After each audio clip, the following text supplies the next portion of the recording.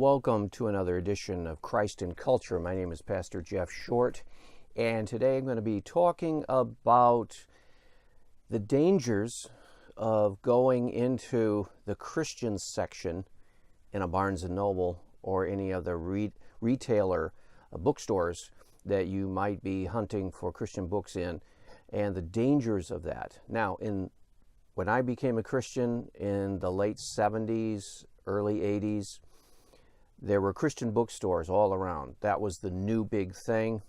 Christian bookstores were coming into their own. And so you would go into these Christian bookstores and they would have all kinds of Christian books, and these were generally conservative Christian books. So you wouldn't have to worry about running into a liberal book on the shelf. And what I mean by liberal is an unbeliever, skeptical, doubt-filled, casting doubts on the Bible's veracity, casting doubts on the inerrancy and fallibility of the Bible. You don't have to usually worry about those because there were all these Christian bookstores and they were all conservative, because the liberals or the doubt-filled book distributors didn't really care about getting the message out to an audience. There was no evangelistic impulse in the liberal mindset. It was more of an academic thing or an informational thing. And so, yes, there were plenty of liberal publishing houses, plenty of liberal authors out there, but they were most of the time writing for more of an academic audience. And so you wouldn't have them on the popular Christian level. If you look at all of the most of the popular Christian books out in the early days of the charismatic renewal or the evangelical resurgence around 1976 and into the early 80s, most all the popular best-selling Christian books were by conservative authors. And so there was a big market for Christian books, and there were bookstores popping up all over the place. I remember in the little town that I went to high school and junior high, and it was the closest little town to my home in Michigan, someone had opened up a Christian bookstore in this little town. And so I would go in there before I actually went to college or seminary or any studying in a formal sense. I went into this Christian bookstore, and I was able to feel fairly safe that I would get good Bible-believing conservative commentaries. I'd get some good books of the Bible, commentaries on the books of the Bible, and all kinds of Christian discipleship instruction by conservative authors, because most of the time, again, these independent Christian booksellers were conservative.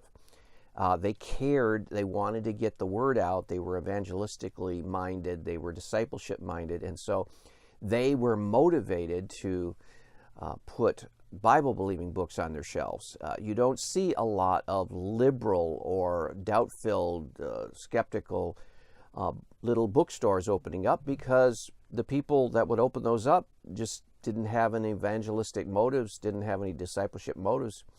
It was more of a general religious tradition that they held to, and so they didn't see any big urgent need to get the word out there. But conversely, Christians in the more conservative denominations and churches, they were motivated to get the word out. And so these little independent Christian bookstores were popping up all over the place. And then some of the bigger chains, like Zondervan family bookstores, family bookstores. There was one called Logos Christian bookstores that got big during the late 70s, early 80s.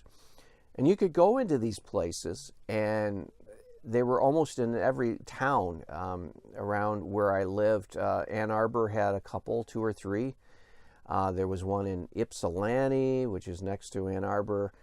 And then all over the place, you would find these Christian bookstores. And most of the time, you would find good, conservative, Bible-believing commentaries on the Bible. Well, a lot has changed in the last couple decades, 2 or 3 decades. What has changed is that a lot of these little independent Christian bookstores have gone out of business, And the Christian bookstores, exclusively Christian bookstores that do remain, are mostly the larger chain stores, the family bookstores, and the different franchise bookstores. And unfortunately, their selection in books has scaled way back, and the trinkets and the knickknacks and the plaques and the little memorabilia of Christianity, those have been brought in more and more. So the percentage of the bookstores have for actually books and to have actually substantive books has gone down, in my opinion. And now there is a lot of Christian merchandising for sale, and a lot of Christian cups and mugs and Christian gear and Christian candles and Christian figurines and all this kind of stuff. And the books, actually the conservative books, have actually gone down. Now, what has happened in response to the smaller bookstores going out of business? A lot of them. Now, there are some still independent Christian bookstores around, and you can find them. And some of them are quite good and have well-stocked shelves, but then others are just very minimal and not much at all. But what has happened is the big chain secular stores like Barnes & Noble, before that Borders has gone out of business since then. But what has happened is that Barnes & Noble has beefed up their Christian section. And so, believe it or not, if you go into a Barnes & Noble, you will probably find almost all of the selections that you will find in a Christian bookstore. Only they won't have as many copies of a certain book, but all of the most popular Christian books, and even some of the ones that are less popular, but they're on the list of Christian books, they will stock. And they have probably, if you go into a Barnes & Noble, the last one I went to, they maybe had entire 3, 4, 5 shelves, whole sections of books devoted to Christian books. Now, a word about that. They do have a big section of Christian fiction books, and these are the books, Christian novels that have become popular with women especially. There's a lot of Christian Amish novels. There's a lot of Karen Kingsbury books, a lot of Christian romance novels, and so on and so forth. So you get a whole big section in the Christian section on that, which is not real helpful for discipleship, but it's more of an entertainment thing. I think most women read those for entertainment value rather than discipleship value. And then you have a section devoted to marriage and family and relationships and those kind of things by Christian psychologists and Christian marriage and family therapists and all sorts of family, marriage, love, dating, single Christians, all kinds of relationship. And there's a huge section of that in the Barnes & Noble, because that is what most of the sales are generated in the Christian book industry right now. It's mostly the kind of very practical marriage, how to save this marriage, how to prepare for marriage, how to go through the challenges in marriage, how to survive divorce, how to survive this, that, and the other. So it's all geared toward marriage and family, very much like a Focus on the Family used to be or is today. I haven't listened to Focus on the Family quite a while since James Dobson departed from Focus on the Family, although he is now having his own radio show every day called Family Talk, and that is a very good broadcast, and it talks a lot about the things that he used to talk about on Focus on the Family, although he does address more of the national issues and the Christian worldview issues, and he does actually take a stand and speaks with conviction on these things rather than say, like the newer Focus on the Family, is still very helpful with marriage and family and relationship issues, but they don't speak as firmly and with conviction on the human life issues. They, for example, abortion, the attack on the marriage, and so on and so forth. They will be more conciliatory, more trying to reach out to people on both sides of the aisle kind of thing, wanting to not alienate any particular political party affiliation. And so they are less interesting, that is from my viewpoint, because I like it when someone actually speaks with courage and conviction on these issues in our day. I don't like it when people try to avoid the attacks on Christianity and try to avoid any kind of critical or negative cultural analysis. I like the cultural analysis. As you can tell from this program, the discussions and the presentations are oftentimes cultural critiques of our dark and secular culture that is encroaching on Christianity and the values of Christianity. So I like James Dobson's Family Talk more than I do the new Focus on the Family. But those are the kind of issues that Barnes & Noble and some of the bigger retail bookstores, those authors and those kinds of topics will dominate the Christian book section. So you have a huge section in the Christian area, say like a Barnes & Noble, of Christian fiction. And Christian, the equivalent of a lot of the fiction you'll get in the secular world, there will be people that will Christianize the kind of adventure series, romance series, and that kind of thing, and they will put these books out for publication. And Christian women mostly, but some men do jump on those and buy those and read through the whole series.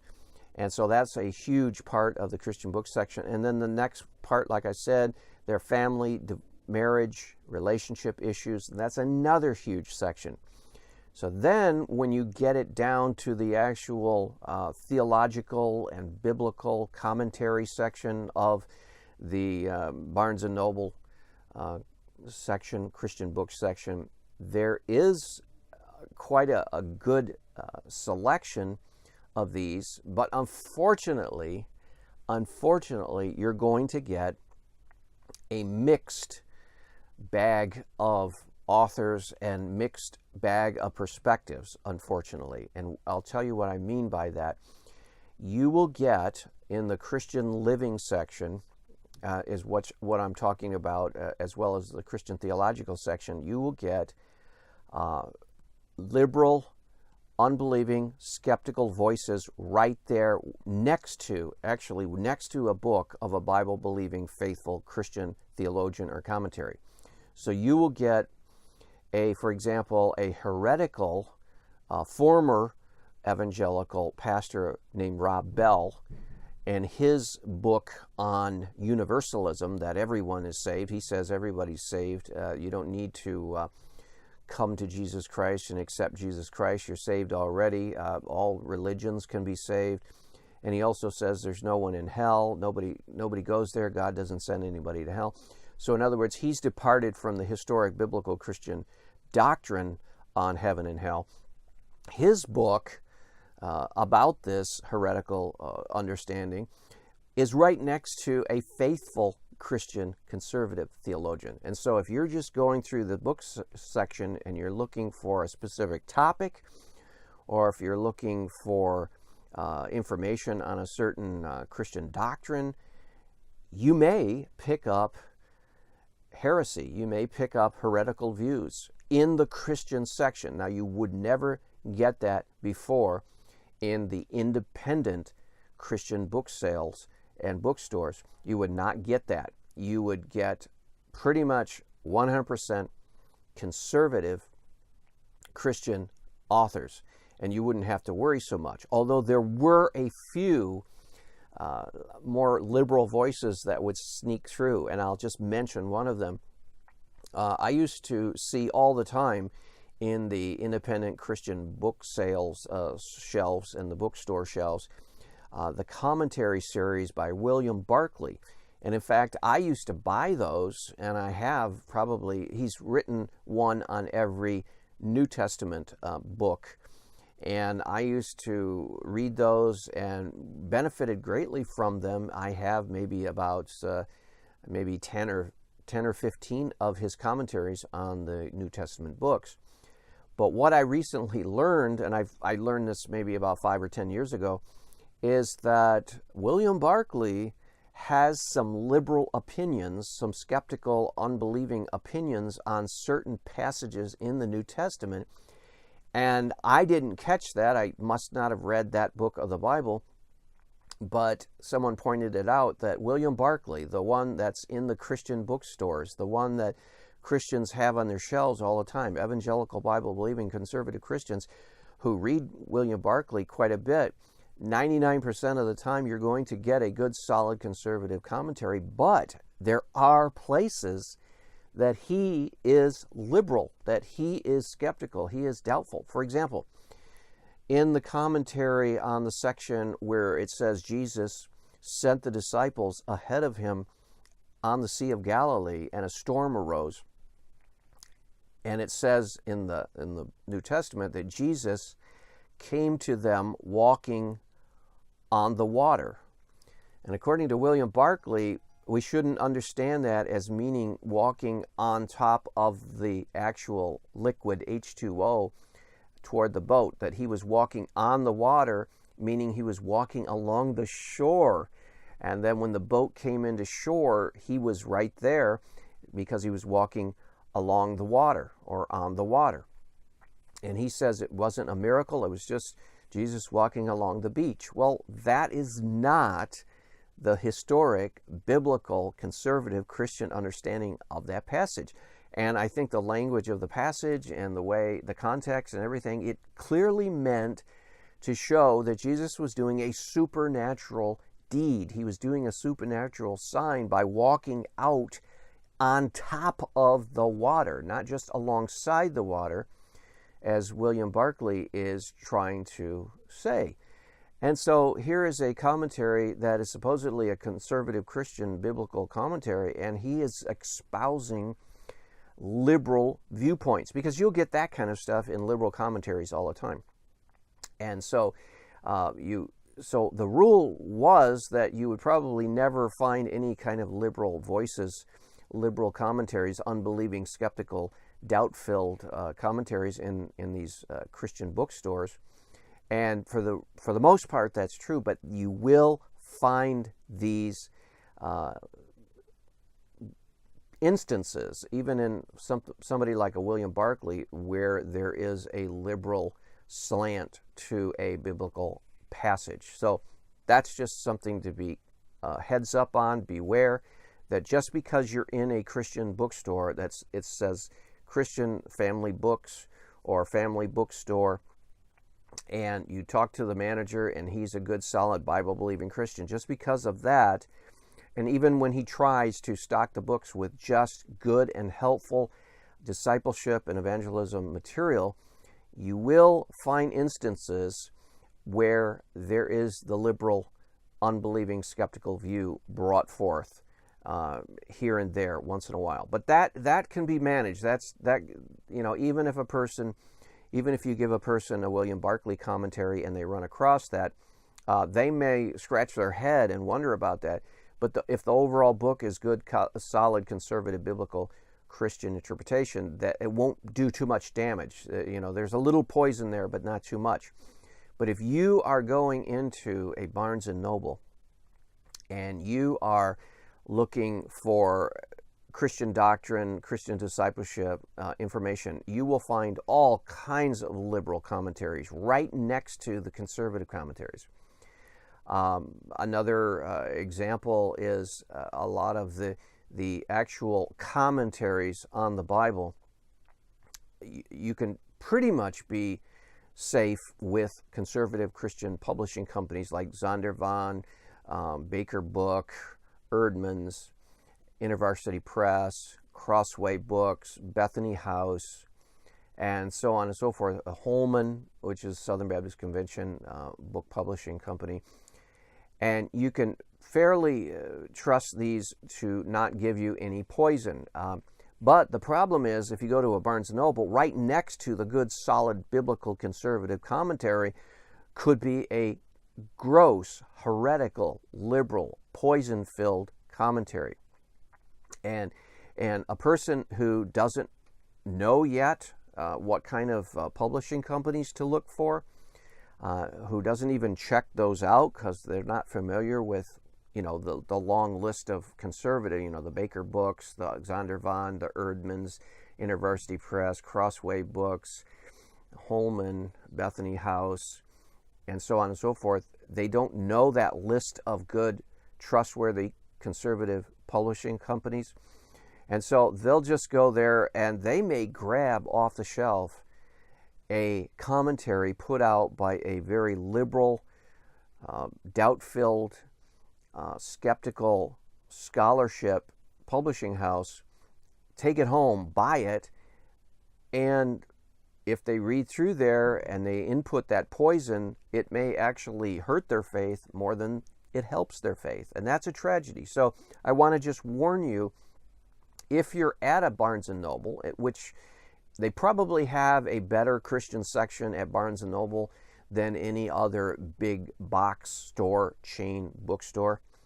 But if you go into a Barnes & Noble, you will find all kinds of authors lumped together in the Christian book section. For example, there you will find a woman speaker, conference speaker, author, television personality. Her name is Jen Hatmaker. Jen Hatmaker. Jen Hatmaker was popular with evangelical Bible-believing Christians for many years in the speaking circuit until she began to communicate to her audience that she embraced the LGBTQ movement and endorses so-called gay marriage and thinks that the church should open their arms to gay couples, so-called gay couples, lesbian couples, men couples, and transgenderism, the whole thing. This was from a former evangelical. And so her books are still on the Christian book section for Barnes & Noble. I think Barnes & Noble, being a secular company, they just lump all these authors together. Oh yeah, that's a Christian author. But that Christian author has gone liberal. That Christian author has gone heretical. And so there's poison in her print. There's poison in her book. And so as a Christian pastor, you would want to steer people away from her books.